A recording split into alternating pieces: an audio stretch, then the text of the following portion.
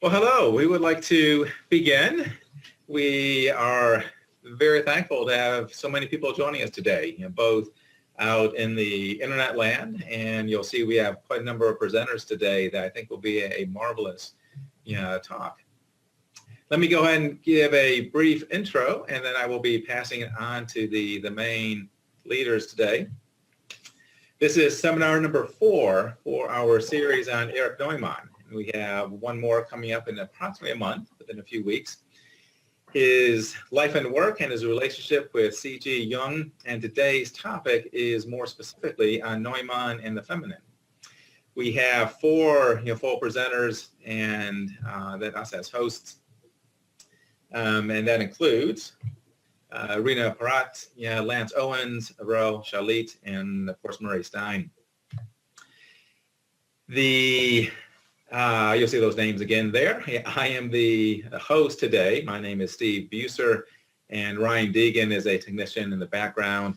I'll be fielding some of the questions when we get into that part of today's talk.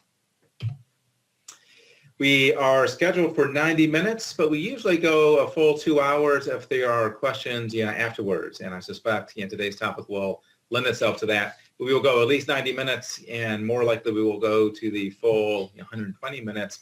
The best way to ask your questions will be from the computer system itself. If you click on the raise your hand button, which you'll see in your controls, when it's the question and answer time, I can actually invite you to unmute your microphone at those times, and you can ask direct questions of the presenters.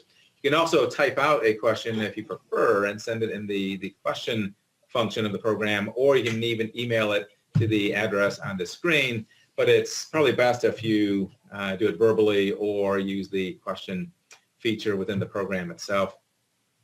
As usual, we have quite a list of international countries joining us today. I won't read down the list, but you'll see there's a number of countries with us, and we always appreciate that. Like the United States isn't there, but I guarantee you there are some U.S. people today as well. You have 2 choices, microphone and speaker or telephone for your audio. Most people choose the microphone and speaker, but if you have a poor internet connection and need to switch to telephone, you can click on that button and it will give you a phone to call into.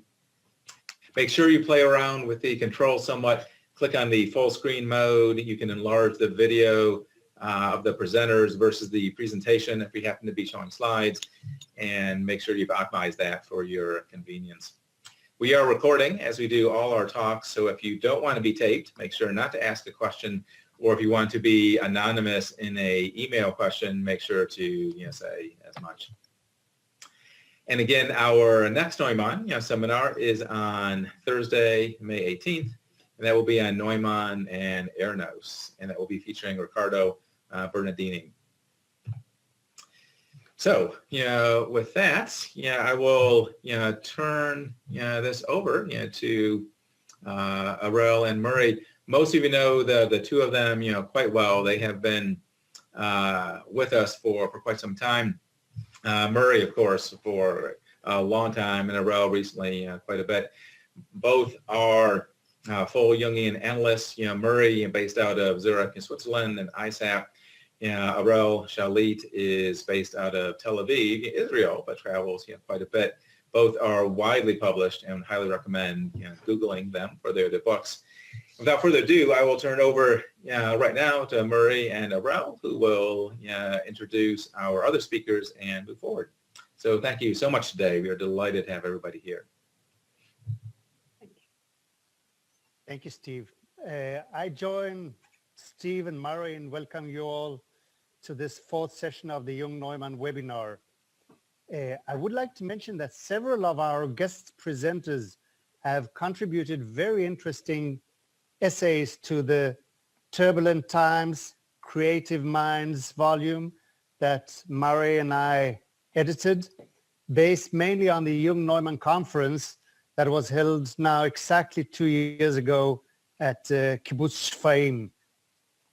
It contains chapters on the Jung-Neumann relationship, views and reflections on art, evil, culture, memories shared by both the Jung and the Neumann families, including a chapter by Andreas Jung on Jung's visit to the Holy Land in 1933, and much more. Today's topic, the feminine, on which Neumann wrote extensively in such works as The Great Mother, Fear of the Feminine, and Amor and Psyche, reflects, I believe, how his thinking stands on three platforms: his own individual psychology and introverted thinking.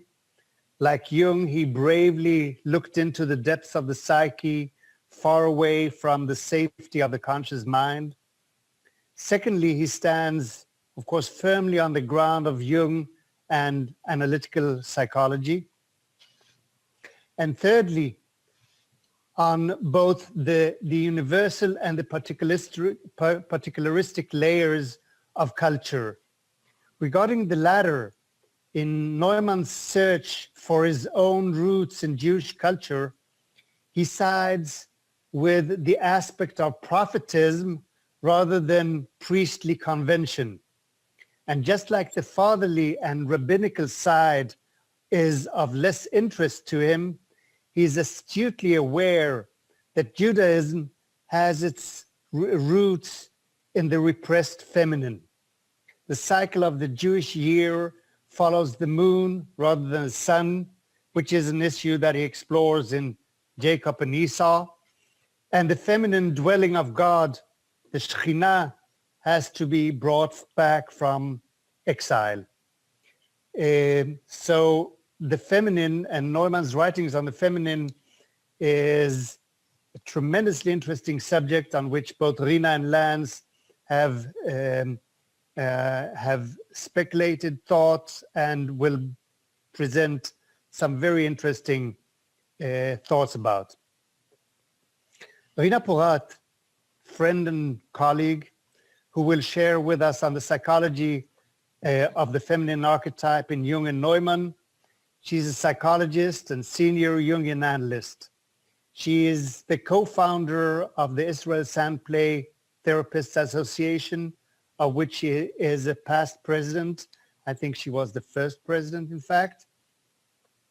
She lectures extensively on Neumann, on Sandplay, and her work with victims of trauma. She's probably one of the most knowledgeable people around about Neumann, about his theories and the clinical application of his work. And she collaborates closely with Dvora Kuczynski, the grand old lady, the grand old master of Jungian psychology in Israel, who was very close to Neumann.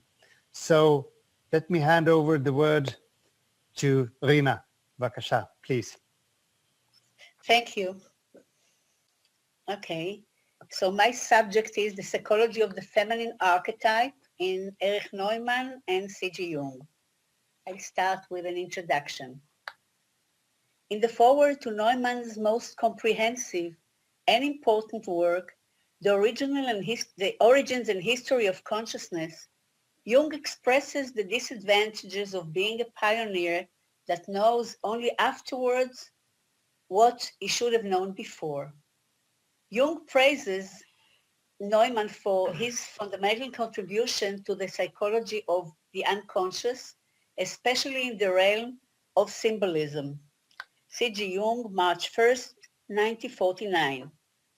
A few years later, Erich Neumann dedicates his book, The Great Mother, an analysis of the archetype, to C.G. Jung, friend and master, in his 80th year. I'll start a little bit with Sigmund Freud's few words. Sigmund Freud's theory of woman's penis envy that can never be resolved, Freud 1925, implied that women will always be both passive and morally inferior in comparison to men, and reaffirmed the inferiority of women in our Western patriarchal culture. Schultz and Schultz, 2009. Based on his theory of the collective unconscious and the archetypes, Jung proposed his ideas about the contrasexual aspects of the human psyche In the man's psyche, there is the unconscious active feminine archetype called the anima, and in the woman's psyche exists an unconscious masculine archetype, the animus. While Jung recognizes and acknowledges the importance of the feminine archetype in the human psyche, it was Erich Neumann who dedicated a great deal of his writings to the feminine psychology, including the Great Mother, the anima, the matriarchal consciousness, the psychological stages of women, women development, the fear of the feminine, and many more. In his books and essays, Neumann emphasizes that investigating the psychology of the feminine is one of the most urgent tasks of depth psychology if Western man is to face the danger that threatens his existence from within and without. Neumann sees the main danger as stemming from the one-sidedly patriarchal consciousness which is no longer kept in balance by the matriarchal world, which is also one-sided in its isolation. 6 years before his death, in 1952, Neumann warns again, understanding the feminine is an urgent necessity not only in order to understand the single individual, but also to heal the collective. The goal of my paper is to present, as much as I can, the feminine psychology and its two characters, the Great Mother and the anima, from a developmental, archetypal, Neumannian perspective. In addition, Neumann's deep investigation of the archetypal roots of the feminine portrays a strong connection to the emergence of fear with human development, exploring what seems as humans' inherent fear of the feminine might contribute maybe to better understanding of the ongoing devaluation and oppression of the feminine in general and of women all around the patriarchal world in the past and present. The evolution of the feminine archetype. Human life from the very beginning is determined and directed by collective unconscious, by instincts and by archetypal images. The archetypes, the collective unconscious, of the collective unconscious are manifested, as Jung discovered, in mythological motifs that appear spontaneously in all people. The earlier the archetype is, its representation is more mythological and numinous. The symbolic imagery of the unconscious is the creative source of human spirit in all its realization. Neumann says, and it's a quote, "Through the symbol, mankind rises from the early phase of formlessness, from a blind, purely unconscious psyche without images, to the formative phase whose image making is an essential premise for the genesis and development of consciousness." End of quote. Neumann offers a schema taken more or less, but in different colors, to describe the developmental process, focusing here on the feminine, starting from the collective unconscious down, and the deepest and earliest foundation of the human psyche, through the archetypal feminine, to the Great Mother archetype, the anima archetype, and up there, the further differentiation and manifestation.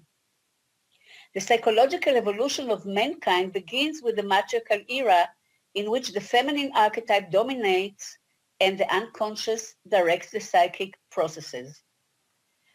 Neumann chooses the ancient Egyptian symbol, the Ouroboros, the round snake eating its nail, as the initial container of the psychic opposites being in an unconscious and unitary state, while consciousness and the ego are still undeveloped. The Ouroboros is located in the collective unconscious between the formless, unrepresentable state of the archetype as such and the primordial archetype of the feminine. The Ouroboros symbolizes a state in which chaos, the unconscious nature, and psyche as a whole are united in an undifferentiated primordial Ouroboros feminine in which opposites such as masculine and feminine, positive and negative, etc., all are conjoined in an almost undistinguished form as seen in the following images. You can just run through them.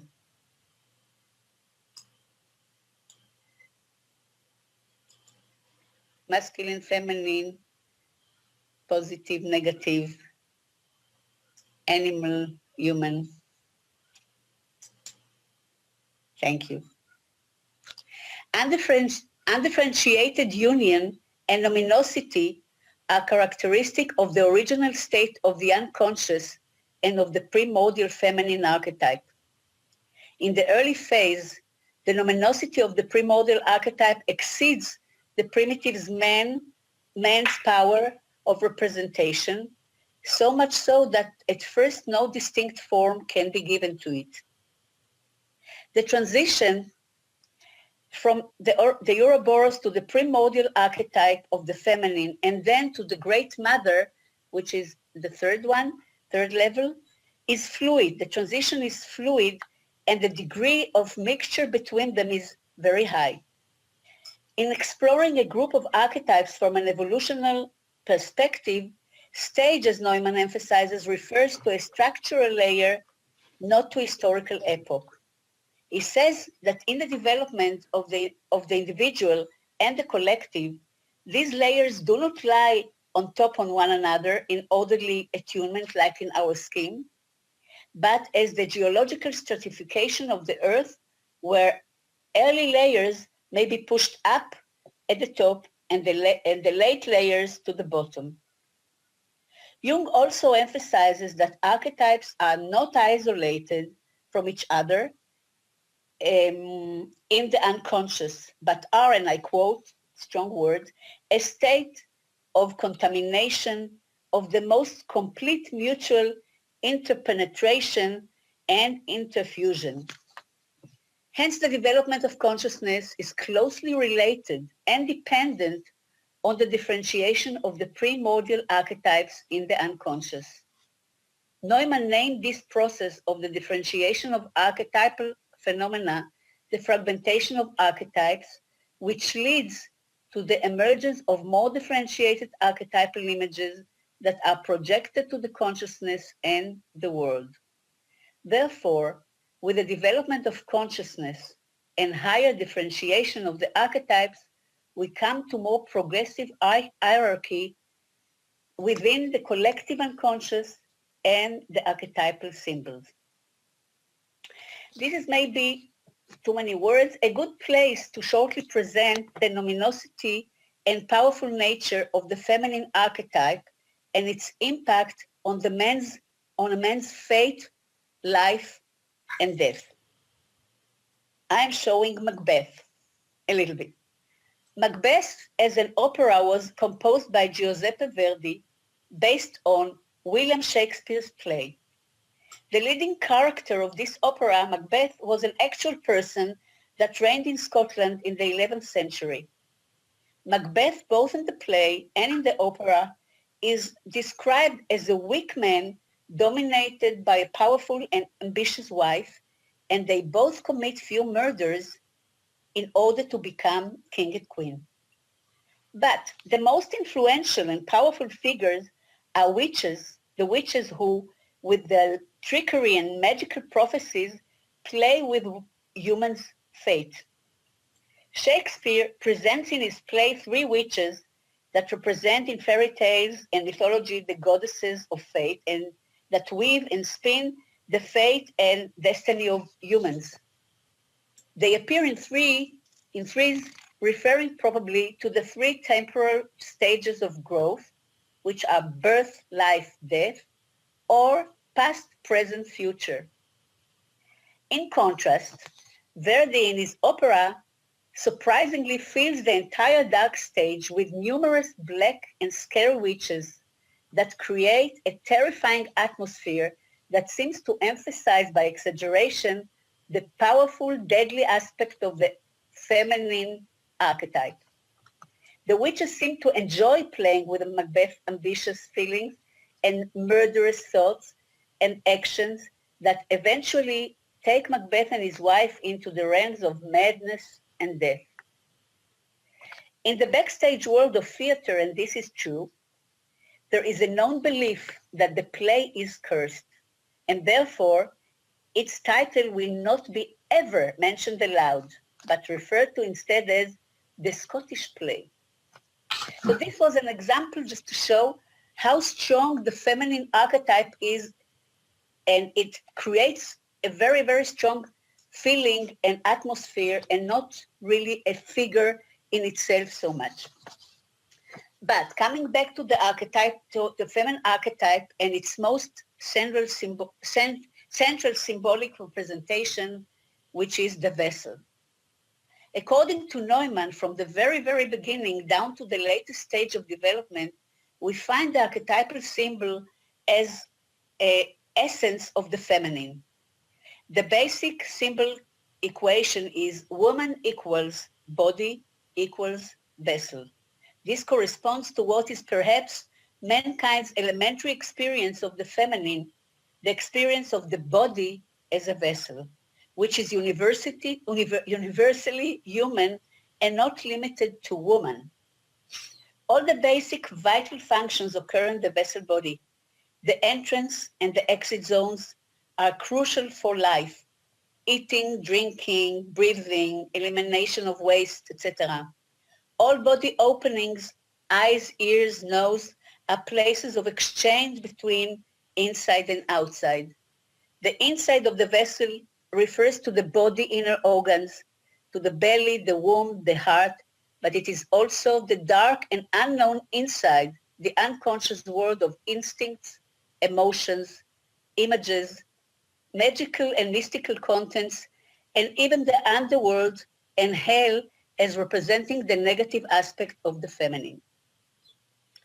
According to Neumann, when we consider the whole range of the basic feminine function, the giving of life, nourishment, warmth, protection, death, to name some, we can understand why the feminine archetype occupies such a central position in human life and symbolism. From the very beginning, the feminine bears the character of greatness in the human experience and feelings, which granted her the universal symbolic formula, which goes like woman, body, vessel, world. This is the basic formula of the matriarchal stage, in which the feminine is preponderant over the masculine and the unconscious over the ego and consciousness. Two characters of the feminine archetypes. Neumann presents two fundamental characters of the feminine archetype, the elementary and the transformative characters, which in their coexistence, antagonism, opposite natures, and in their shift in dominance along the cyclic development are essential parts of the feminine archetype as a whole. The elementary character represents the maternal aspect of the feminine, that as the great round or the maternal womb tends to contain and hold everything that is born from it. Its nature is conservative, stable, and unchanging. The elementary character of the feminine is evident in its central function as the great mother of the ego, of consciousness, and of the human baby. All need to be taken care of and be protected. The transformative character is fundamentally different in its nature and symbolism. It refers to the dynamic aspect of the psyche, which is active and drives toward motion and change.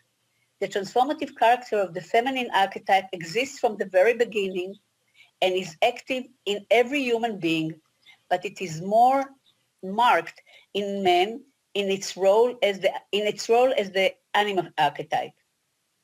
As we know, like every archetype, these characters that evolve from the feminine archetypes also have positive as well as negative sides.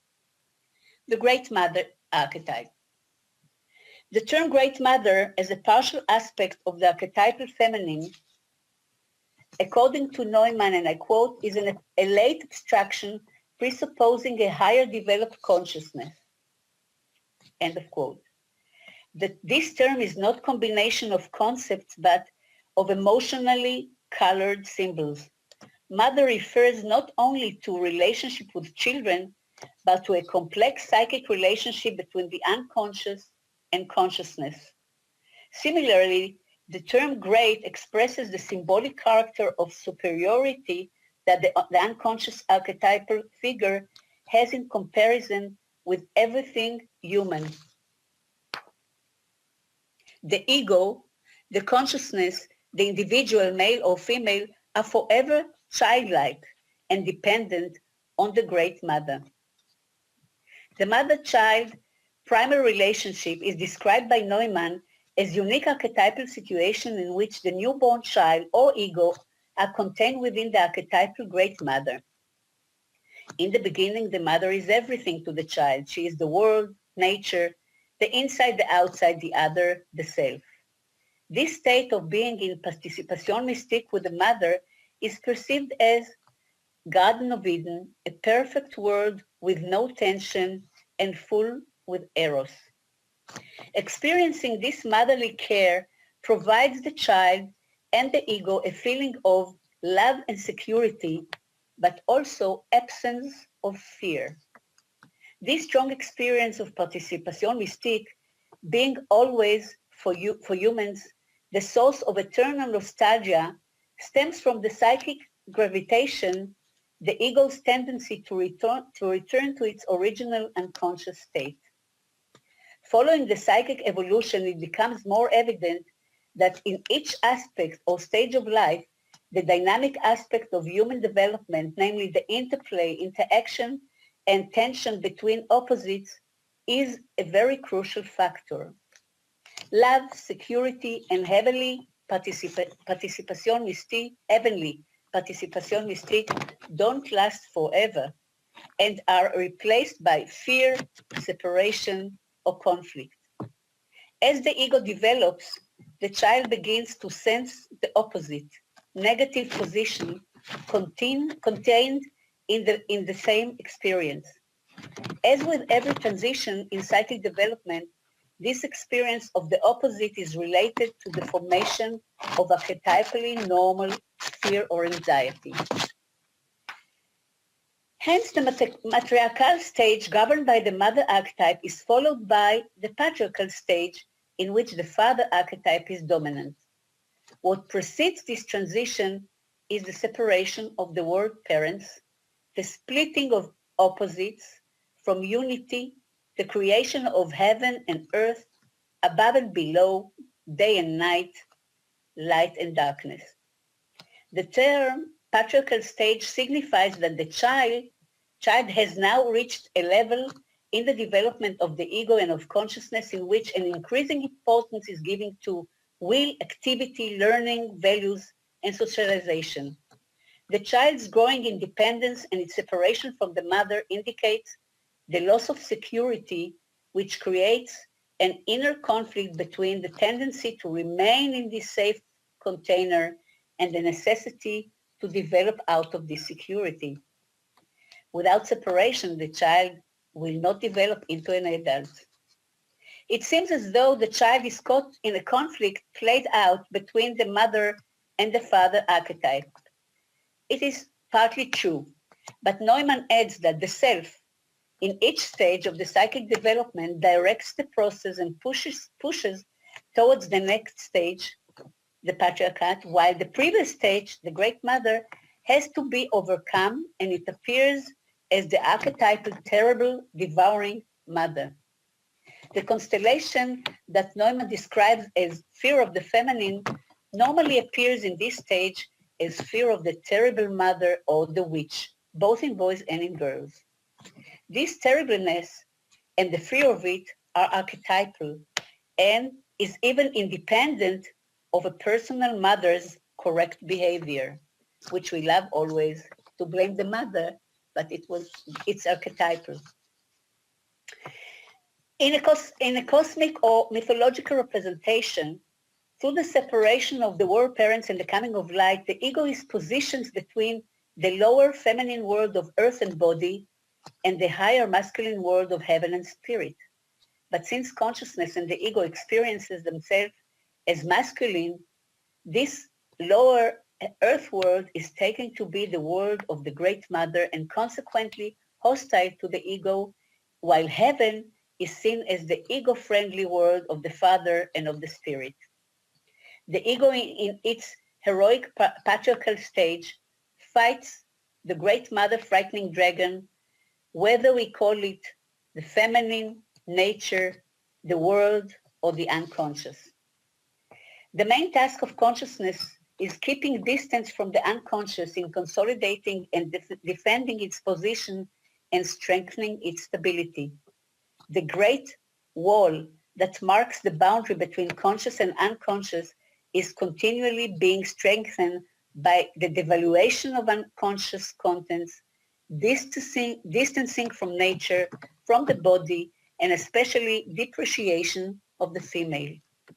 The patriarchal motto of the ego, away from the conscious, unconscious, away from the mother, approves all devices of devaluation, suppression, and repression in order to exclude contents that are potentially dangerous to consciousness.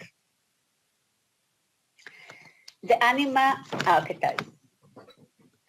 The transformative, like the elementary character of the feminine, exists from the start, both in male and in female. However, we have to distinguish between the man's and the woman's different experiences of the transformative character. Through the transformative character of the woman, through the transformative character, the woman experiences herself, her nature, and first and foremost, her body when she is in pregnancy and in childbirth, in her relationship to the Tao, in transformative mysteries, in her creativity, in spiritual transformation, and more. The male experiences the transformative character directly or indirectly as an alien provocative force that sets him in motion and pushes towards change. That's why in the following discussion on the transformative character, I find, to focus on the men's and anima. And as for the transformative character of the woman, I think that this subject deserves in the future a separate and special presentation. The male relationship to the anima archetype is completely different than the child's primary relationship with the mother. The anima appears in dreams or fantasies in a personified form as a young woman, implying that as an archetype she is closer to consciousness than the feminine and the Great Mother archetypes. The anima is the daughter, the sister, the loved one. The male experiences the transformative character of the feminine as something that brings about changes in both a good and bad sense. The anima is the foreign, the other, but also an equal partner to the male, and that psychic element that draws men into life. The transformative anima is also dangerous because it disquiets the male, bringing inspiration, animation, and madness. The anima is not a conscious invention, but a spontaneous product of the unconscious. It is a symbolic and archetypal figure being made up by magical, alluring, and dangerously fascinating elements which bring madness as well as wisdom. She has human, animal, and divine features. In many myths, the goal of the hero's journey is to fight and rescue a captive, the anima, from the power of the mother, a symbol of the negative Great Mother. In this stage, however, overcoming the fear of the feminine actually means to enter again into the Ouroboros Great Mother in order to free a feminine captive or to get a treasure heart to attain, etc. This heroic ego experience marks its higher masculinity as a lasting quality. The freeing and winning of the captive form a further stage of evolution of masculine consciousness. The transformation which the male undergoes in the course of the dragon fight, culminates in the liberation of the captive from the dragon's power. The anima is extricated from the grip of the terrible Great Mother, a process known in analytical psychology as the crystallization of the anima from the mother archetype. Overcoming the fear of the feminine in this stage leads to freeing the anima from the terrifying image of the Great Mother and passing into more human world. The captive is no longer mighty transpersonal archetype. Only in her personal form does the female as anima become man's partner. The masculine hero can call his anima or soul his own because he has fought for it and he won. I'll summarize a little bit what we said till now a little. In describing the developmental process of the masculine and the feminine, both Jung and Neumann describe the inevitable ongoing archetypal conflicts between the masculine unconsciousness and the feminine unconscious. The feminine as the unconscious is the birthplace of consciousness. The Great Mother in her maternal role embraces the newborn ego and consciousness, protects and nourishes it, but also doesn't let go and holds fast. The masculine consciousness experiences this fear of devouring negative mother that represents the real danger of falling into unconscious, to the mother's bosom, to the embrace of the unconscious, to passivity and deep sleep. The second fear of the feminine, according to Neumann, is the fear of the feminine, the fear of the anima, which means fear of transformation. Each demand for transformation, every demand to develop towards something unknown and away from whatever provides security, creates fear and defensiveness. Neumann says, and I quote, "The anima is that side of the male psyche associated with the feminine that entices the man to adventure. It is also negative associated with everything that signifies illusion, delusion, or madness." In addition to that, these archetypal inner factors that create fear of the feminine, Neumann also criticizes the patriarchal canon and says, while liberation of the anima and becoming conscious of her are necessary for individuation, the demands of the cultural canon can be completely opposed to the necessity of individuation. The patriarchal canon demands and supports stability and familiar order. Therefore, adaptation to the patriarchal culture is achieved through avoiding the elementary and transformative aspects of the feminine and opposing any heroic progressive attitude of creative persons. And in this sense, in this chapter, he also, at the end of the book, he concludes, the patriarchal culture separation from the feminine and from the unconscious becomes one of the essential causes for the crisis of fear in which the patriarchal world right now finds itself. Now I want to bring two examples, and if I can make it shorter. Here is a nice picture, thank you, Ryan, where we can see how the anima is extricated from the mother, the separation of the anima from the mother. Thanks. The examples are shortly the Golden Ass that was written in the 2nd century by Apuleius. Right. The novel describes the story of Lucius, which means light, representing the principle of consciousness or possibility of becoming conscious through lived life experience. Lucius' story starts with the decision to journey to Thessaly, his mother's native land, to experience the mysteries of witchcraft and magic, the black side of the feminine principle. Lucius, like Apuleius, is an intellectual young man with a negative mother complex, detached from his feelings, and avoids or represses the feminine principle of eros and relatedness. his interest in magic stems from curiosity, and his desire for women is just for sex. Maria Louise from France, who wrote the interpretation to this novel, says, I quote, if you hurt a living principle in the form of the actual woman, or deeper even, of the feminine principle per se, you do not recognize it in its life value, it turns negative and destructive, says Maria Louise from France.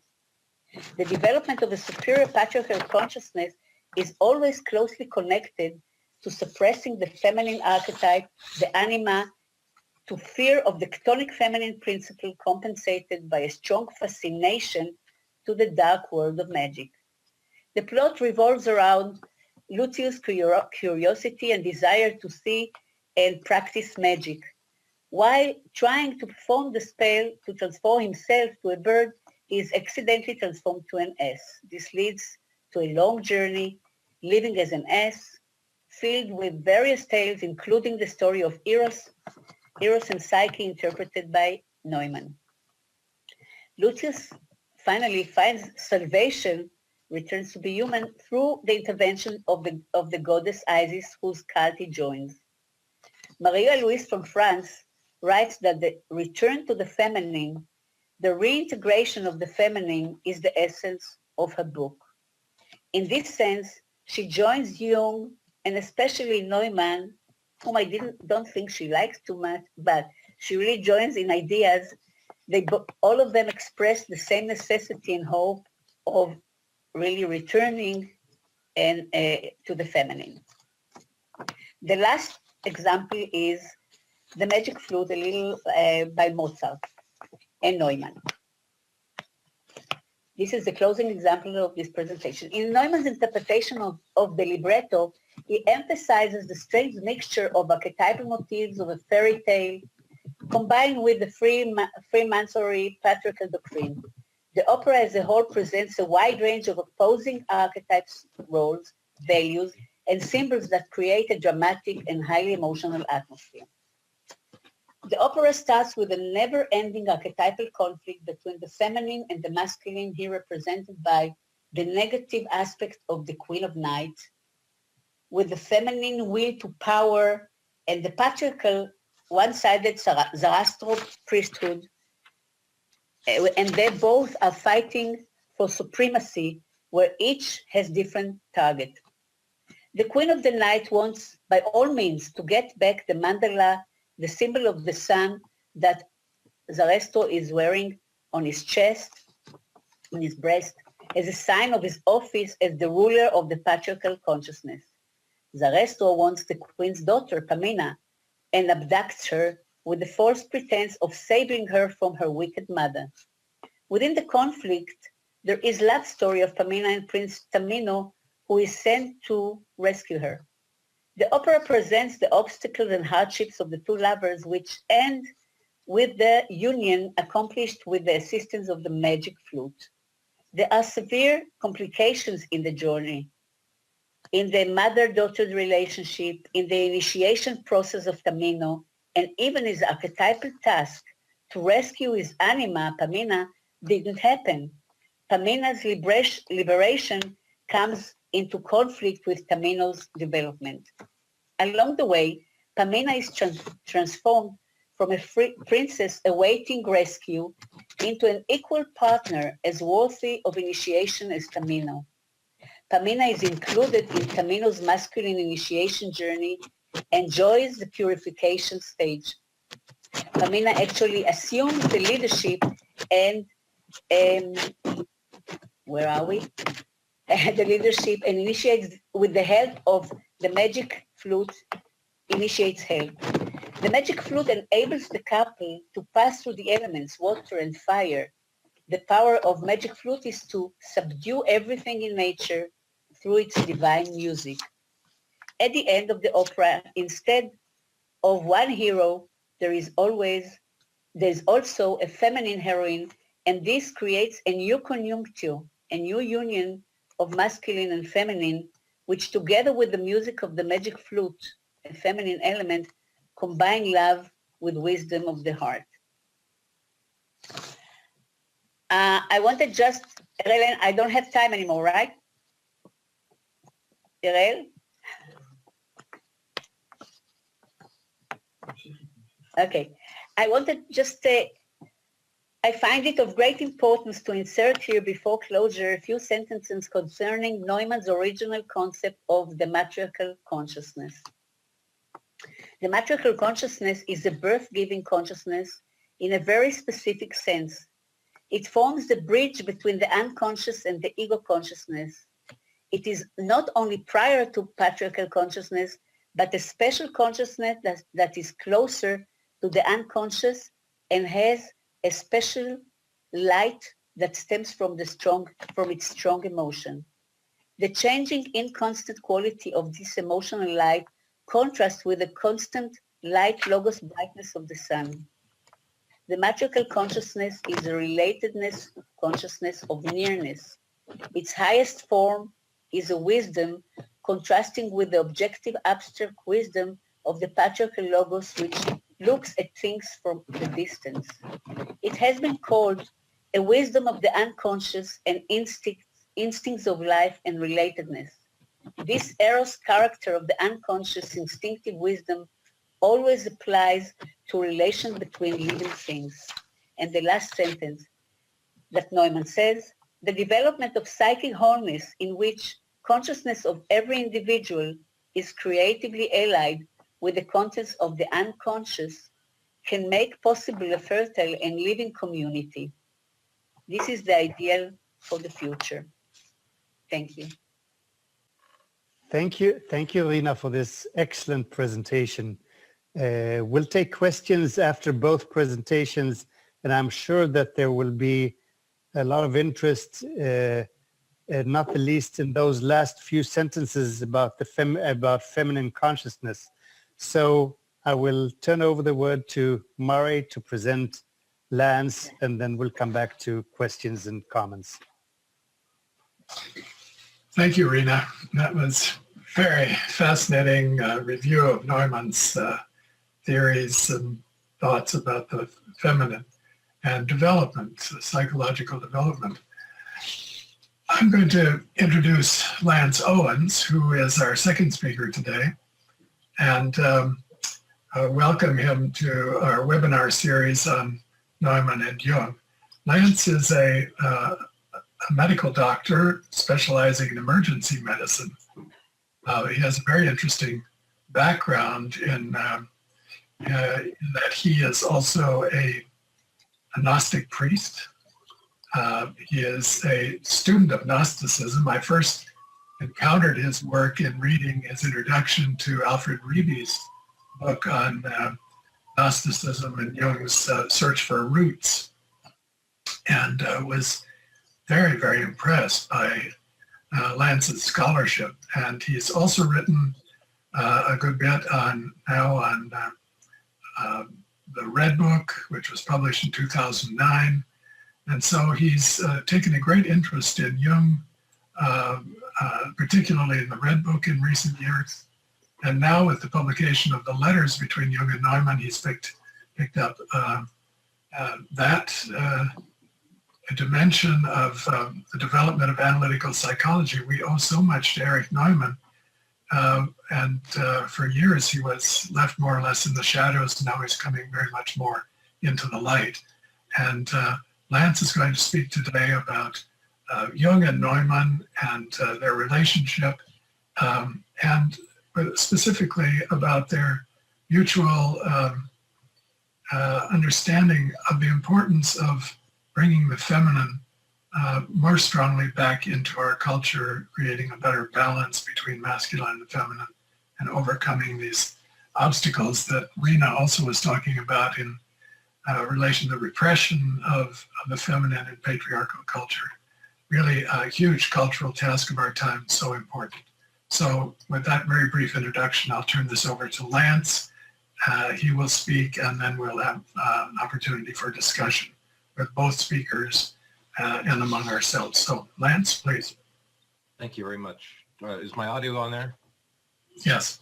Okay. Thank you, Murray. And I want to start by offering my thanks to Erich and to Nancy.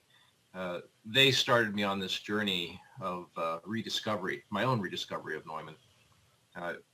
People of my generation, the old fart generation of Jungians now, many of us read Neumann back in the 80s. I did, and I enjoyed it, but I did not spend much more time with him. And through Erich and Nancy's interest and their friendship, I was stimulated to engage with Neumann again, and it's been a very productive, a very valuable experience for me.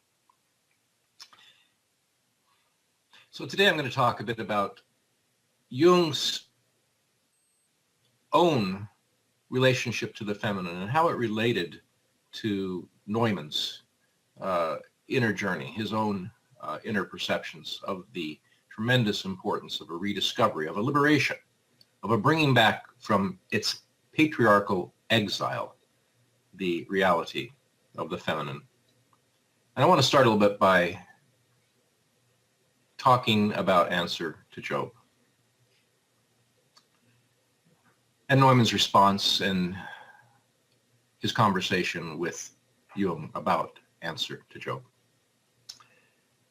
In May 1951, Jung wrote a note to Agnella Jaffe from his tower in Bollingen stating, "I have landed the great whale."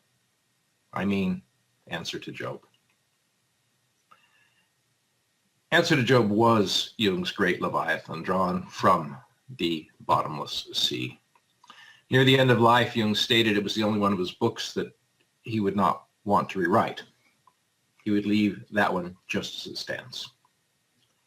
Job was the third book in what I have called Jung's last quartet.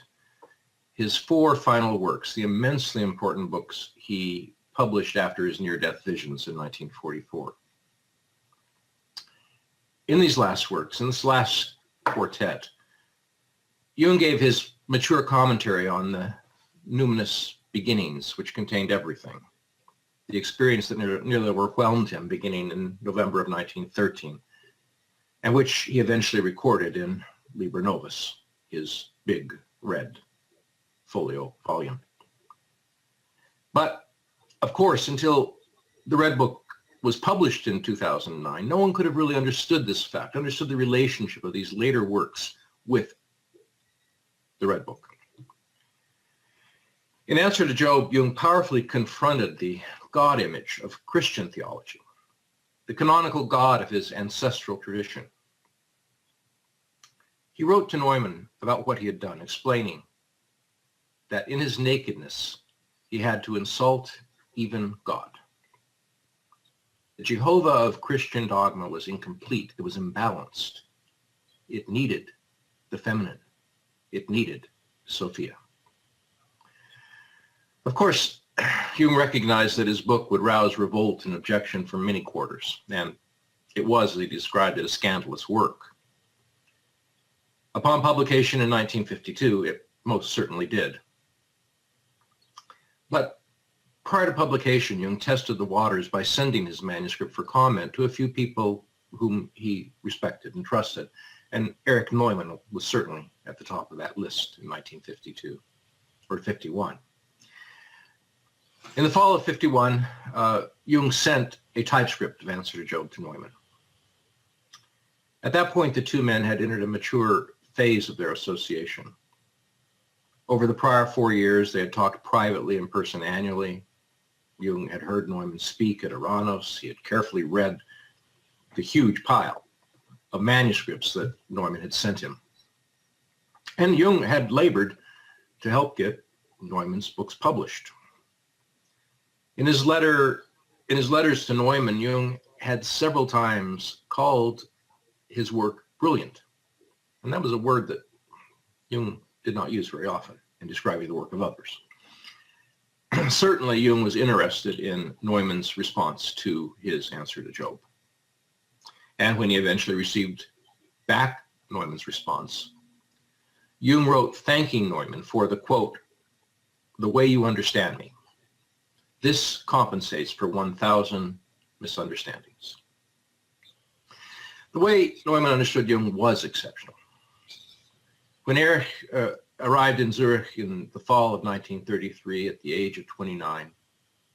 He was not just seeking analysis or training in analytical psychology, though certainly those things too. I think Neumann was in fact at that point searching for a Zotic. In July of 1934, 7 months after their meeting, and shortly after Neumann had departed Zurich for Palestine, his new home, Erich wrote to Jung explaining about what had happened. He said, "Before I came to you, I was rather sad that I was not able to go to a Jewish authority because I wanted to go to a teacher." However, Neumann continued, according to Jewish tradition, there are Zodikim of the nations, Oi Zodiks. Neumann recognized Jung to be such a Zodik, the rare and transformative personage Neumann would repeatedly speak about in his later works as the great individual.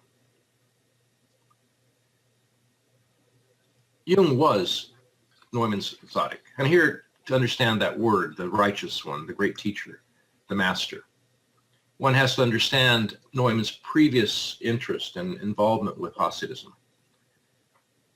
In primitive Hasidism, for Neumann, the center was the Zodik, this individual who stood as the center pole of connection, the individual for whom the world was transparent, the complete human being, as he called this individual. And he identified the Zodik of primitive Hasidism, the Baal Shem Tov, the great Maggid, Goldbear. These were, to him, examples of individuation, as he later came to call it in analytical psychology. When he met Jung, he really saw this quality in Jung.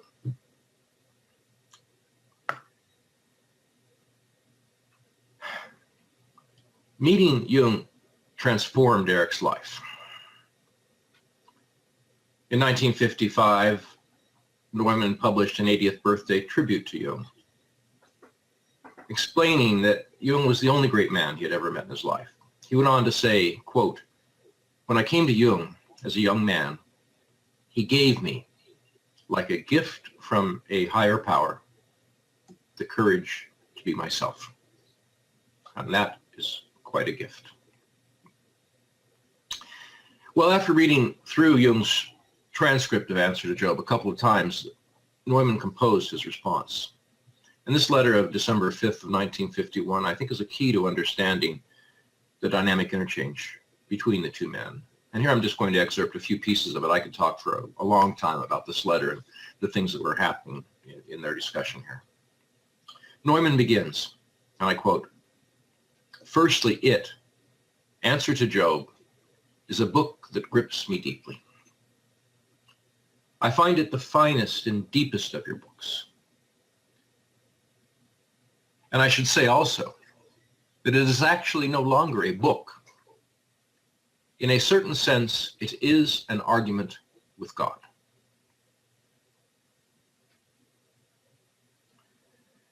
After several other extraordinary comments that I don't have time really to talk about right now, Neumann moves on to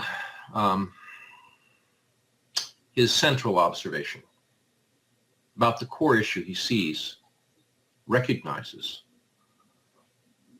in Answer to Job. And he says, and I quote, "In reality, you, Jung, you believe in the feminine Sophia as the highest authority without admitting it. Perhaps it only seems to me to be so because this is how it is for me personally. You believe in the feminine Sophia as the highest authority. This is how it is for me personally." For Neumann, the feminine Sophia was the highest authority. The long suppressed, as Rena has talked about here, long suppressed by patriarchal Jewish orthodoxy, She was the imminent fact of divinity rising over the horizon of consciousness at this turn of time, and Neumann saw that. In a later essay, Neumann noted her reappearance in the Shekinah as, and I quote, something essentially new in the outlook of Jewish mankind, which hitherto, with its ethics and spirit, seemed so fundamentally patriarchal that the feminine, repressed and almost despised, could speak to it only through subterranean channels. End quote. And throughout this December 1951 letter, Neumann shows a comprehension of Jung in his answer to Job, which is quite unlike the 1,000 misunderstandings Jung met from other readers. And so let me ask, was Neumann correct in his assertion about Jung and Sophia? Did Jung believe in the feminine Sophia as the highest authority? Well, Jung was not one to affirm highest authorities. Every highest came with its lowest. And Jung did not put much value in beliefs. But I think there is no doubt Jung's sympathy was with Sophia, the forgotten one awaiting rebirth in a new age, as Neumann had well intuited. In Jung's view, humanity faces an epical task. We stand before a pivotal moment in our story. And as Jung declared in answer to Job, we also need the wisdom, the Sophia, that Job was seeking. Jung had sensed a new encounter with Sophia was at hand. Sophia was not a relic of ancient history. Her myth was alive. He experienced it, and he saw it arising anew in this age. And so did Neumann. To illuminate Jung's sympathy with Sophia and its intimate relationship with Neumann's own affirmation of the Shekinah, I must step back into history, into the long story of Sophia. Jung's encounter with Sophia is really very little understood. And I think it's a very important story to understand. And this relationship, his relationship with Sophia, is intimately involved with his spirit mentor, Philemon. Let me speak about the birth of Sophia's myth. Sophia, Chokmah in Hebrew, Sapientia in Latin, wisdom in its English translation, first makes her appearance in Jewish literature a few hundred years before the dawn of the current era. The earliest explicit rendition of her myth is found in Proverbs, in verses that were probably written around the 4th century before the Common Era.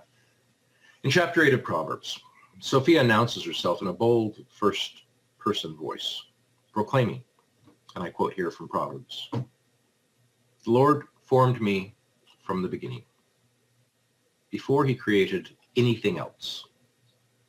I was there when he set the clouds above, and when he established the springs deep in the earth. And when he marked off the foundations, I was the architect at his side.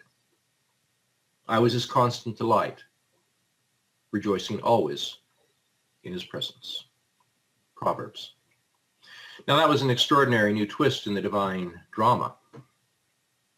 The Lord had a companion from the very beginning, and she was his constant delight. After that beguiling insinuation about their relationship, however, little more of Sophia's story appears in the canon texts of Judaism or Christianity. Nevertheless, people of that distant time continued imagining this story forward and writing more about her. And those writings lingered on the fringes of later received tradition. Around 180 BCE, the Wisdom of Ben Sira, which is also known as Ecclesiasticus, and which was authored in Hebrew in Jerusalem, took up Sophia's tale again, intimating that Sophia, the Lord's companion from the beginning, was a divine immanence present within the created world, a divine immanence. And then some 200 years later, in the early 1st century, Philo of Alexandria and the unknown or unnamed author of the Wisdom of Solomon, both of whom were Hellenistic Jews, further embellished the plot. The Wisdom of Solomon describes an ecstatic event of knowing Sophia. And that ecstatic event was described with sexual imagery. So she, Sophia, is the bride with whom one entered the bridal chamber. Now, summaries of Sophia's textual tradition often end there with Philo and the Wisdom of Solomon in what is called the intertestamental period, the period after formation of Jewish canon and before emergence of Christianity's subsequently elected canon of new books. These early 1st century texts were, however, only vignettes of Sophia's story, at the threshold of a further major elaboration and revisioning. And it is this latter development of Sophia's tale that most interested Dr. Jung. The story of the Shekinah, which was central to Neumann, can be seen as a later elaboration and a continuation of this same tradition of the divine feminine immanence. The beginning of the current era was an epic of protein, mythopoetic imagination. And Jung recognized it as an aeonial moment of creativity. It engendered a new visionary literature, new God stories. During the historical period in which the story of the Christian logos was taking its textual form, Sophia's myth was also being chronicled in greater detail.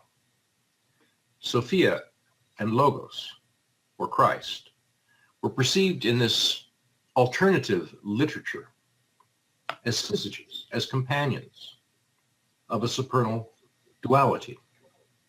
They were companion emanations of this supernal fact. Scholars now consider the Sophianic mythos to be a foundational element of classical Gnostic tradition. But this foundation was, of course, a stone rejected by the builders of subsequent Christian theology. From the late 2nd century onward, the evolving dogmatic approach to the Christian story was logocentric. It focused on Christ, the Son of Man, and Sophia didn't fit in that storyline. The extensive Sophianic literature scribed in the first 2 centuries, and it was an extensive literature, was thus subsequently suppressed as Gnostic heresy. By the 3rd century, this tradition's textual legacy was actively being eradicated, and the books were banned and many destroyed. Nonetheless, some material did survive. Additional ancient texts were discovered in Egypt during the 19th and early 20th century. And many more were discovered, of course, in 1945 at Nag Hammadi, Egypt. And these are now the now fairly famous Gnostic Gospels, the Nag Hammadi texts. What I should make clear is that there was quite a bit of this literature available in the early 20th century. And in 1915, as Jung began transcribing his Red Book, taking his Black Book journals, and forming this primary manuscript that would become text to the Red Book, Jung was reading all of the Gnostic material then available. And the myth of Sophia struck a resonant chord in Jung. The intricate development of the Sophianic story in Gnostic mythology is just too complex to include in this talk. And I sent out a paper, I think it's available on the web seminar site. It's also available on my own web pages, in which I elaborated some of this material a lot more fully. And if you're interested, you can look there. What I would most emphasize is that many elements in this mythology, as it developed 2,000 years ago, parallel the Kabbalistic material about the Shekinah, and particularly material that one finds in Lurianic Kabbalah. In this Gnostic myth, there was also a fracture of the primordial wholeness. And this is a bit like the Lurianic Shavira. And I say those things for those who know something about Kabbalistic mythology.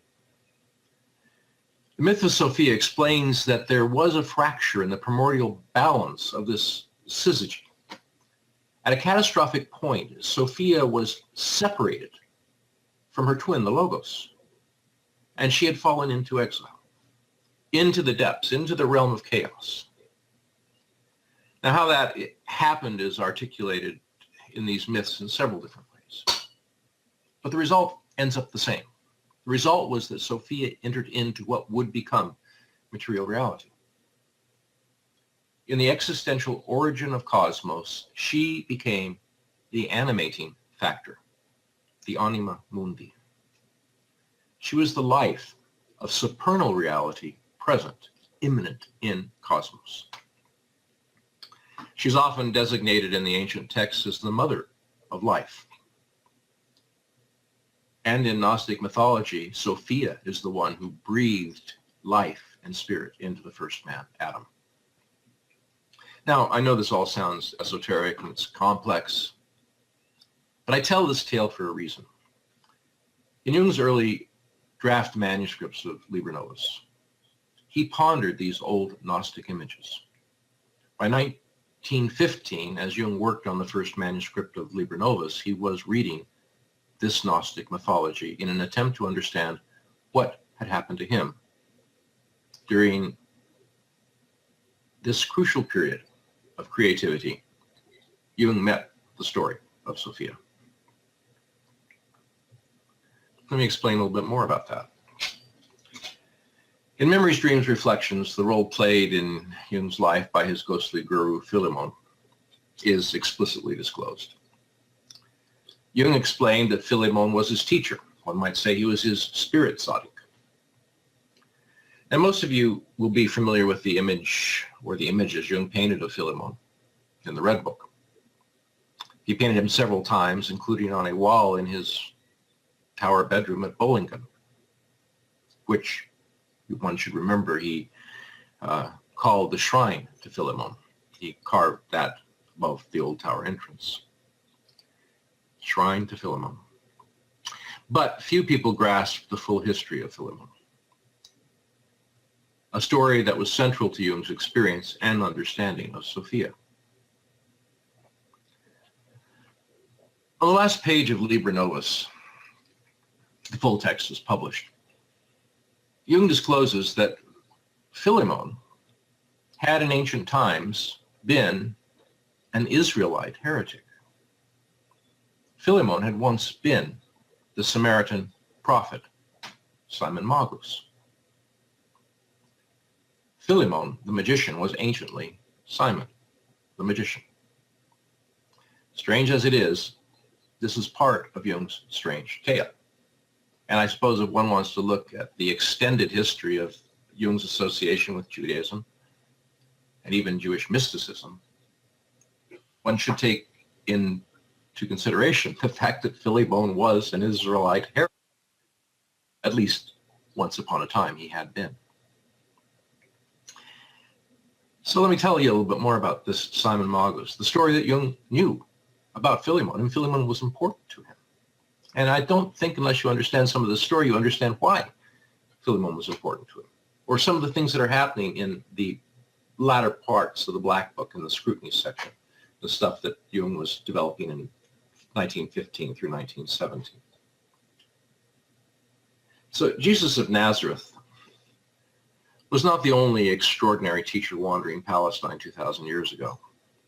Simon Magus was another such man. The dates of Simon's life are uncertain. He was probably a near contemporary of Joshua, of Jesus, active in the middle or late first century. And Simon even makes a brief historical appearance in the Christian New Testament, Acts of the Apostles, where he, I should add, receives distinctly bad press. Ancient accounts of Simon's life emphasize that he had a female companion, however. Her name was Helena, or Helen. His Christian opponents later Christian opponents, said that Helena was in fact just a prostitute, a whore, that Simon had picked up in the Phoenician port city of Tyre. A slander of the feminine. Simon told the story differently.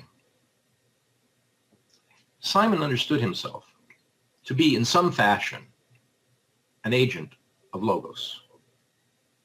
But unlike the Orthodox Logos of Christianity, Simon's mission was not to die on a cross for the sins of humanity, or to be miraculously resurrected from the dead. Simon's salvific task was to find and rescue the divine feminine that had fallen into exile in this world. And Simon proclaimed that through Helena, his companion, he had met and recognized the deific feminine power immanent in the world. In recognizing and in liberating Helena from slavery and degradation, he was rescuing Sophia from her exile. And Simon understood this to be his redemptive mission.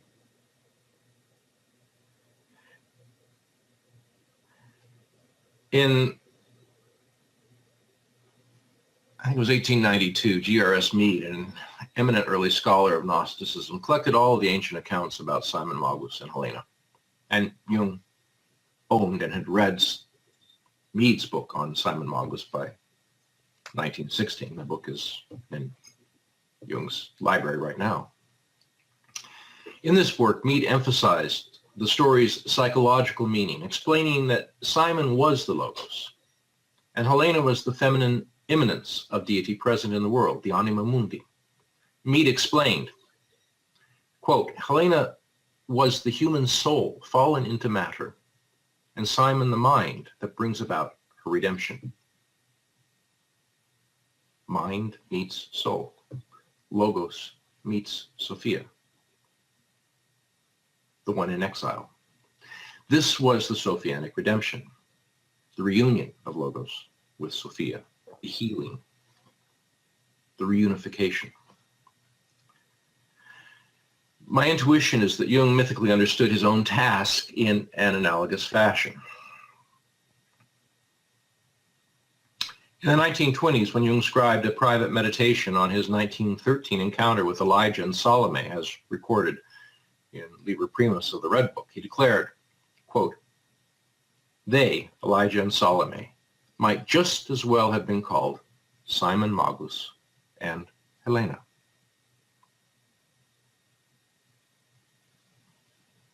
In 1927, he wrote, the anima type is present in the most succinct and pregnant form in the Gnostic legend of Simon Magus.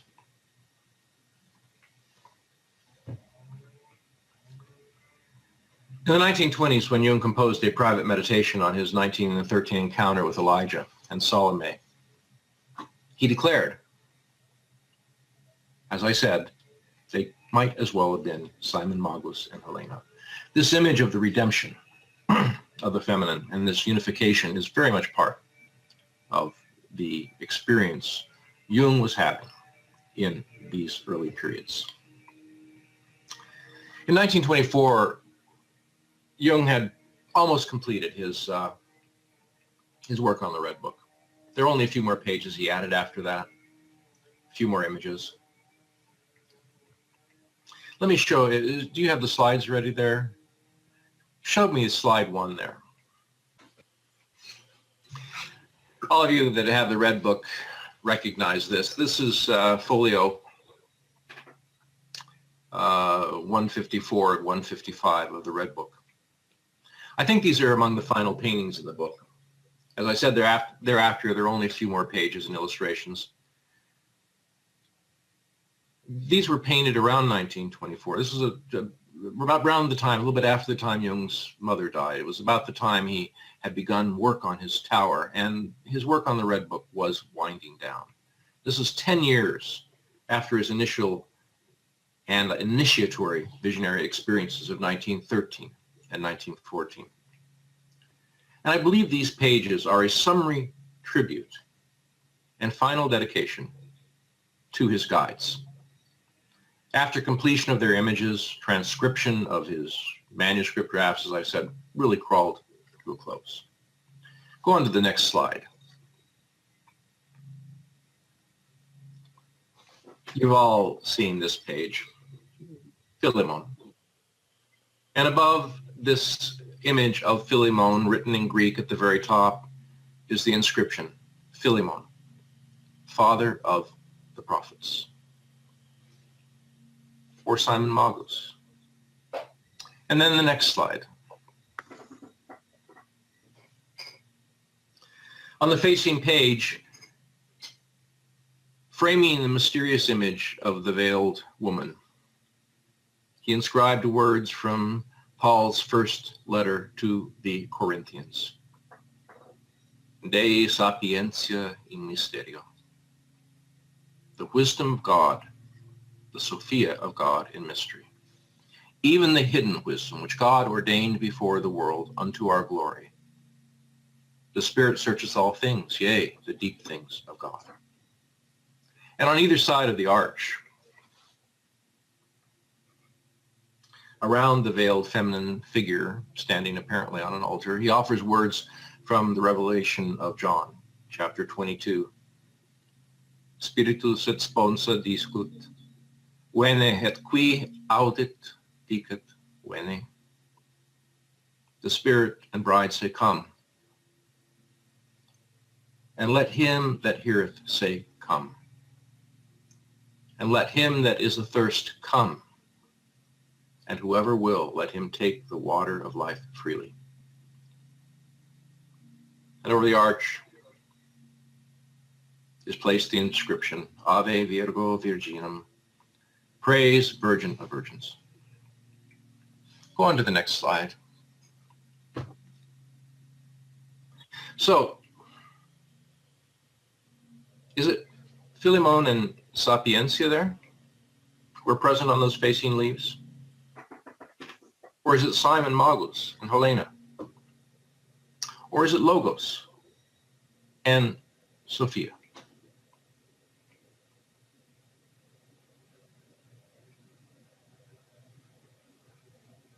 I've heard individuals describe, on first seeing this picture of Sapientia on page 155, folio 155, as Jung's soul or anima. And it is true that at one point in the Black Book journals, Jung's soul did speak to him in the mythic guise of Sophia. And I believe that section appears in appendix, I think it's appendix B of the Red Book. You should read that. Someone threw that one in with a good reason. But in Jung's presentation here in the Red Book of Sapientia, of Sophia, of wisdom, he points toward a deeper mystery. She is the summation experience of many manifestations of the depth. She is the unity and totality of relationship with a fact indwelling the depths of humanity, an immanent mystery of cosmos and consciousness. And he announces her name, Wisdom, Sophia. I think Jung was addressing this story of Logos and Sophia with these words from Liber Novus. When something long passed away comes back again in a changed world, it is new. To give birth to the ancient in a new time is creation. This is the creation of the new, and that redeems me. Salvation is the resolution of the task. The task is to give birth to the old in a new time. Now, Erich Neumann probably knew a few of these details about Jung's inner mythic with Sophia. But intimate details aside, Neumann did intuit Sophia was part of Jung's history and perhaps the highest authority for him, as he said, just as Shekinah was for Neumann, a highest authority. And this was a bond between these two men. I mean, look, when I look at the relationship, I see plenty of reasons why Neumann may not have been too happy with Jung at various points. But Neumann had realized that Jung had had this experience, like the Tzaddik. And Neumann described the Tzaddikim, as those who had found the Shekinah, had entered into this relation with the immanent divinity, had healed the fracture, had redeemed the exiled light.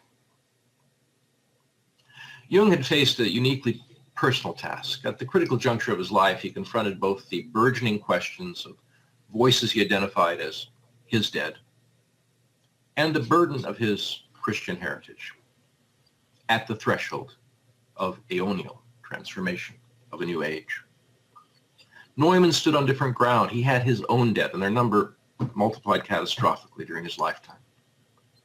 He faced questions and tasks bequeathed him by his tradition at a critical turning of time. In confronting the legacy of his own heritage and history, Neumann labored not as a disciple of Jung, but uniquely and boldly as himself. Jung had said that the one criteria for becoming an analyst was to know the psyche was real. Neumann did. And he investigated it, he searched it, and he found in it this image of the feminine awaiting, awakening a new age. And he saw it happening in his own tradition. Around 1954, Neumann wrote one of his most moving meditations. Its title simply, Note on Chagall. Erich recognized Marc Chagall as the prophet of a Jewish spirit arising anew in a new age. And I quote, "Like a medium, undisturbed by the impressions and influences of the world around him, Chagall follows the inner voice that speaks to him in symbols. Here we touch on a central Jewish paradox in Chagall. Prophecy in which the Godhead does not, as from time immemorial, speak in words, but in mystery and image. Prophecy speaks in a new language and utters new contents." End quote. Chagall, as creative man, as artist, was a conduit of a revelation. At core of his prophecy resides the feminine. And I quote, "The feminine soul figure that fills Chagall's world reaches out beyond his own personal sphere and indeed exceeds the limits of any purely Jewish contemporary constellation. The eruption and descent of the soul into Jewish mankind, this event with which Chagall is possessed, and which he proclaims, was long in preparation. Millennia were needed before the Godhead could descend from the hard grandeur of the all-governing law, from the steep summit of Sinai, before it could make its way through the luminous spirit worlds of the Kabbalistic spheres and transcendent divine secrets to the warm earthly fervor of Hasidic mysticism." End quote. Millennia were needed before the Godhead could descend from the hard grandeur, from the all-governing law, from the summits of Sinai, and make its way through the luminous spirit worlds, the Kabbalistic spheres, the Etzaim, the tree of life, the Sephirot, to the warm, earthy fervor of Hasidic mysticism, to which, of course, Neumann was so fond, so interested. Jung had prophesied an end of the Christian aeon marked by an anamnesis, an unforgetting of Sophia, the awakened remembrance of the feminine archetype of wisdom, which had been suppressed by 2,000 years of Christian orthodoxy and theology, and which had been entirely cast off in the Protestant tradition of his father. And in Jewish tradition, Neumann foresaw a parallel event, an archetypal awakening of the feminine, the Shekinah, which had long been in preparation. Erich's words near the end of his note on Chagall touched me deeply. I think they remain as true to this time in history as they were at the moment Neumann wrote them. And I think their truth will endure as a signal of hope throughout the coming period of aeonial struggle which we approach. And I quote, "The fate of Jewish mankind is also the fate of Europe. And the wandering Jew is the wandering countless millions of uprooted men, Christians and Jews, Nazis and communists, Europeans and Chinese, orphans and murderers. A migration of individuals, an endless flight, an endless stream of transformations whose depths are unfathomable and whose aims and directions seem impossible to determine. From this chaos and catastrophe, the eternal rises up in unsuspected glory. The eternal that is age-old and then again utterly new. Not from outside, but from inside and below, shines the mysterious light of nature, the divine gloriole of the Shekinah, consoling and healing, the feminine secret of transformation." And I think that image, those images, were a unifying, a deep, perhaps deepest level of unification between Neumann and Jung. Thank you. Thank you very much, Lance, for that very instructive and very moving talk. And I would recommend to everybody who's listening to read Lance's paper, C.G. Jung and Erich Neumann, the Tzaddik, Sophia, and the Shekinah, which lays out his talk that you heard here in greater detail, lots of footnotes and interesting other comments along the way. So thank you so much for that, Lance. And, now we have some time for questions and discussion. Steve, is there anything urgent that has come in that you would like to put forward as a question to the speakers? One or both? Can't hear you, Steve. Okay, I was muted. I wouldn't say urgent, but there certainly are some questions that have come in. I would urge people to go ahead and click on the raise your hand button. In fact, there's already been a click or two on that. I've got a couple of email questions. Before I go for the raised hands, anything Murray or Rel or any of the four would like to say, or should I dive right into some questions? I think it might be good to dive to let the audience have an opportunity. Yeah, let's do so. Let me pull that up. I see a question already. So if you would like your microphone unmuted, go ahead and click that raise your hand button. There's a few already. Ann Lammers, good to have you back. Let me unmute you first. Well, let's hear from me. Other ones too, but go ahead, Ann. Ann, can you hear us? Ann? Can you? Yep, Can now we can you hear hear you. me? Oh, okay. Mm-hmm. All right. Hi. This is a little bit autobiographical and therefore a little bit confessional. I want to thank both Rena and Lance for bringing back a keen memory of one of the earliest pieces of Jungian study that I ever had the privilege of doing. I won't say how many decades ago. I was at seminary and I had the either the guidance or the intuition to do a paper on Amor and Psyche, a paper about Psyche's individuation path. And it was, of course, Erich Neumann who gave me the depth and the detail and the heart of that paper. His voice in discussing that myth is so authentic and patient and inspired. And it was wonderful for me at the time to have a Jungian that I could study who was not actually Jung. It was very balancing.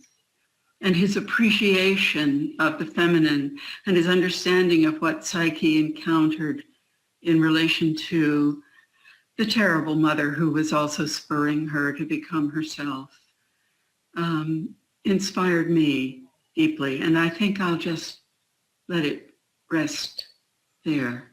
But I want to thank you both for making, for resurrecting that memory of how important Erich Neumann's work on the feminine was for me at one time.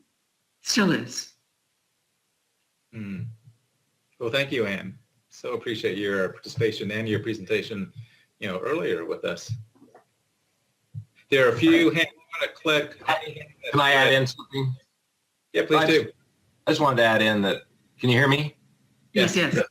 So I just wanted to add in that if you, any of you participants in the web seminar, if you missed the presentation by Ann Lammers and by Tamar Krohn in the last seminar, you have to go listen to those. Those were both extraordinary presentations, and they deserve more than one listening. I listened to your talk 3 times in one day, and Tamar's as well in series. It was so interesting to me. So those issues are really very important in Neumann's life, and I thank you, Anne, for your work. And I know it's I've been thinking the same thing as I listened to you and Rena. This is going to be a re-listen. This is going to be one I will have to hear more than once. I think so. To digest what Rena and Lance have said today is going to take some time, for sure. And these issues are so important in our times. Today, that last quotation that you brought in, Lance, of all the migrants all over the world and the chaos that we're living in today, where is that shining light of Sophia? We're looking for it. Rena, did you want to say anything about Neumann's interpretation of Eros and Psyche that Anne has just referenced, the development of the feminine that Neumann speaks of there so movingly? Yeah, I think that it's really very interesting, especially when you know the interpretation of both of them, Marie-Louise from France and Erich Neumann. And one of the things that was really striking for me when I read it the first time is really how things are happening in the unconscious, but then it's just a preparation for some kind of really going into a different kind of, we have to go into a different path outside, not only, like being in the unconscious. And while I'm reading more the feminine, I see how much all these opposites inside in the development of every archetype, especially the feminine, brings more than few layers together. What I liked about it is really, again, like the big symbols that are fragmented, the big archetypes that are fragmented and becoming more and more personal, that even though, the all kind of tests that Psyche was about to go, I really used so many times in my practice with working with women. So it was a kind of, it was really very interesting to go through it. And it was like, everybody, they didn't read Erich Neumann, but it was like as if they read Neumann. That was once a kind of a paper I wrote. She or he read Neumann as well. So I think it's practical value in that essay. I know exactly what you mean. Yes. Yeah. There's something that I think to add here that one should hold in recognition, and this is something that became clear to me at the conference 2 years ago in Israel. Neumann was a clinician. You read Neumann's writings, and some, especially the big books, the Great Mother and the Origin and History of Consciousness, you get a very conceptual view of the man. But this was a therapist. He knew the reality of the psyche, and when he left Zurich, after his 7 months with Jung, he went right into the fire. Throughout the 30s and 40s, Neumann, as he wrote Jung, was seeing 50 patients a week. I mean, in Palestine at that time, people didn't have a lot of money, and Neumann didn't have a lot of money, and he had to keep bread on the table, and he was seeing these people. Mm-hmm. And can you imagine the trauma, the types of things, the people that were coming to that man in those years, the depths that he was probing of evil, of transformation, of fracture. Talk about trauma survival. Neumann was not just a theoretician. This man really probed the soul. That would be a very interesting story. Neumann's clients, his patients, who were they and what did they bring? Because we all learn from our patients. I mean, every analyst says the same thing. The practice and the theory theory grows out of practice. And with Neumann, the theory is so brilliant that we can be distracted from that fact. As you say, Lance, it's rooted in practice, but because we read it out of the books and are blinded in a sense by Neumann's intellectual brilliance, we can easily forget that, that it's grounded in practice and experience. Yeah, I think that this whole idea of grounding of the earth was a very important image for Neumann. And I think in reading Neumann, that realization has helped ground me in an understanding that, yes, the man had his concepts, he had his thoughts. Certainly, he had his own art, his own red book. I mean, he had been into the psyche when he went back left Zurich for Palestine. This man was really engaged with psyche. He was doing as Jung had suggested he do. Nancy showed pictures in the second installment in this webinar series. Nancy showed us the images that he created, a kind of equivalent to Jung's Red Book. I mean, he was undergoing the same self-analysis and introspection and inner work that he had seen, probably had seen in the Red Book in Jung's study, and knew exactly what the path for himself was when he left Jung's office and went off on his own. Steve, do we have time for more questions? We have a few hands raised, and there's a couple microphones open. I'll click through any others. Some of you are self-muted, so you'll need to unmute yourself if we've invited it. Jonathan Paul and Paul Pines, either of you there online? And Yes. I can see the book now. Emergency Room Analyst. ER analyst. Hi, Murray. How are you? This is wonderful. I'm really, I did not know about Lance, but I've read your paper, and I'm really also the Time, Vision, and Wayfaring Man is good, and then as well as discovered the Gnosis archives. So thank you very much for all of that. But, and there's a lot to talk about, but just one question. I have many, but I'll just keep it to one question. How does all of this play with the Trinity in terms of not so much orthodoxy, but just, there is the triunity and the whole aspect of Father, Son, and Holy Spirit. How might this work or not? Or how does it? Yes. Lance is here. I'll raise a hand. and I'll give you Jung's favorite, the axiom of Maria. The first leads to the second leads to the third, and the third to the fourth, the completion. Good. And this image of the quaternity as completion is very important. Good. Mm-hmm. Or there's another image, a very famous image of the Christ on the cross with the three women at the foot, the feminine trinity, in conjunction.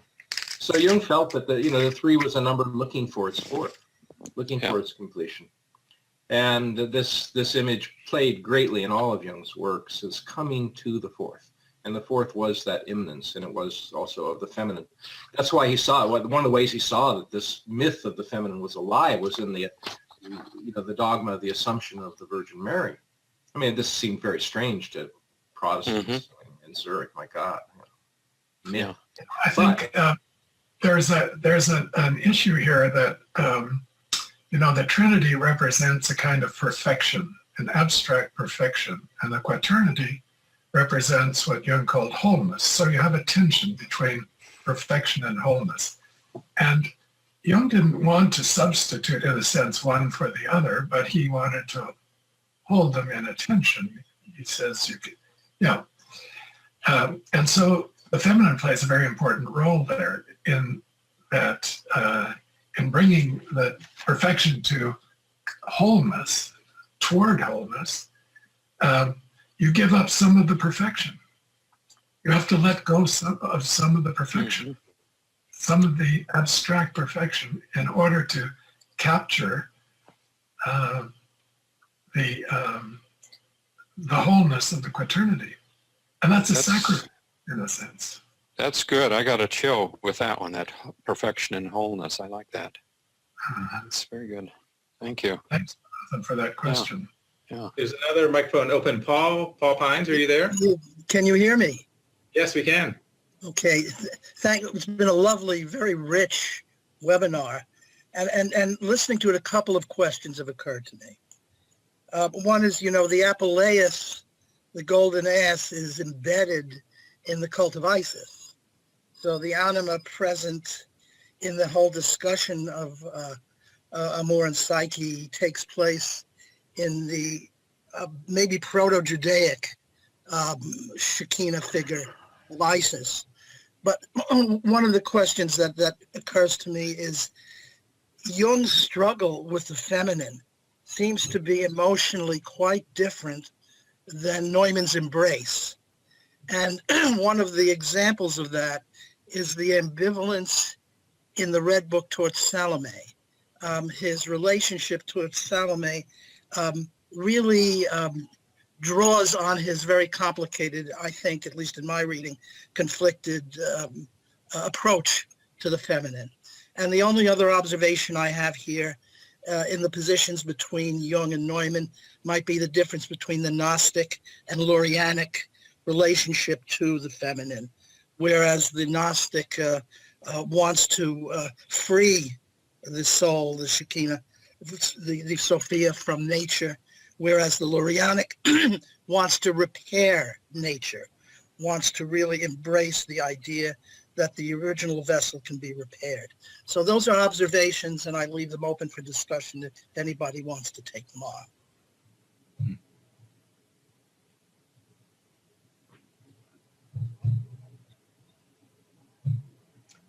Lance?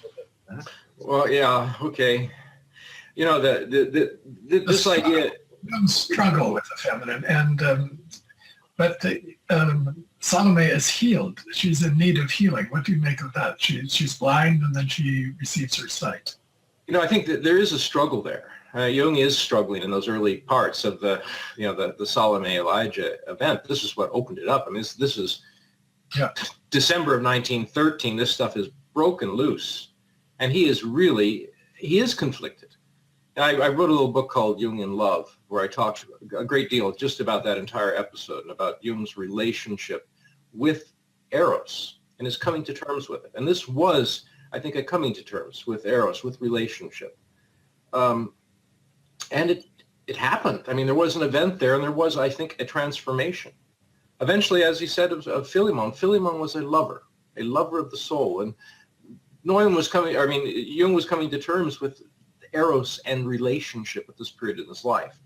I mean, he always had some problems with that, but that was the transformative event, I think. And I said that if you're interested in that, read that little thing I wrote called Jung in Love. You'll find it online. Yeah.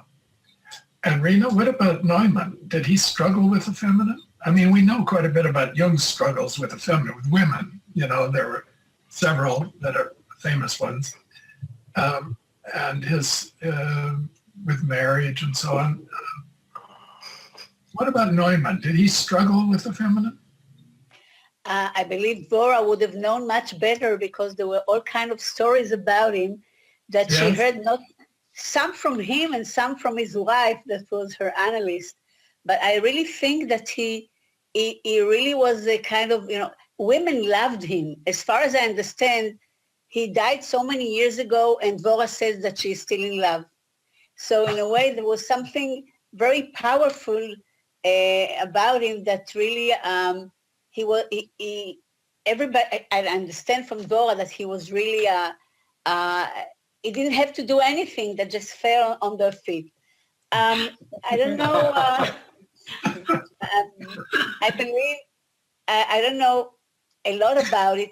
I met Julia, and I understand that there's something about her that was very, she was on the ground. She was a kind of really Mother Earth, although she looked very in the air. And I think that in a way, he could afford himself, I think, to be in all kind of relationships, but basically was very, very introvert as well. How he was I think there are a lot of stories about him in Uranus, but when I read what he's writing, it's really amazing. I think he understood women, and he understood children, and he never worked with children, and he didn't work with all the women in the world, but there was something about him that somehow his intuition picked up more than his experience. Right. So for me, it is amazing to see that there was something about him that he knew how to talk also to women. He never worked with children, and to read his books about, to understand how he gave supervision even on children, it's amazing. Yeah. So I'm really, everybody asked me, people asked me if I learned with him. And I said, no, actually, I was 14 when he died. So it was, I wish I would have, but to hear Dvorah's tales, she loves to talk about it. And so this question was really for Dvorah, Maybe we have Dvorah sometime on the program. May I just add very briefly, the words were used, struggle and embrace the feminine. I think there can be no embrace without a struggle. And if we look into etymology, the fact, the word complex comes from Latin complectein, which means to embrace. So I would assume that Neumann as well struggled with the feminine in order to be able to embrace it. And he certainly did embrace it. On the one hand, we have Neumann, the very introvert, intellectual, thinking type, who certainly did intuit much. As Rina mentioned, he didn't work with children, but he did supervise child analysts who worked with children coming out of the Holocaust. And his wisdom, as he also mentioned somewhere, was not only that intellectual wisdom. It certainly was a wisdom that came from below, that came from the ground, from the earth. And the significance of the earth archetype, of which he also writes and wrote I think, extremely important essay. It was there so profoundly in his soul and in his search. And while I think that there are so many questions to be asked both to Rina and to Lance, and I want to thank you for your outstanding presentations. I'm also going to listen several times to these and to the previous presentations that we have heard in this webinar. But I think it's really been two outstanding presentations showing and reflecting that embrace of the feminine and the grounding of what otherwise might be abstract theory, but is very profoundly grounded both in clinical practice and the feminine, as Lance quoted, the feminine at the core of prophecy. It has to be there not only as the core of, in the core of prophecy, I think also in the core of consciousness, not only in the unconscious, but the feminine consciousness, of which there, of course, would be a lot to ask and to discuss as well. Yeah, well, thank you very much. We have a little bit of time left. There's a hand or two still raised. Anybody with, a few of you are self-muted, but anybody that's got their hand raised and microphone open, want to add anything? Wherever you answer those questions.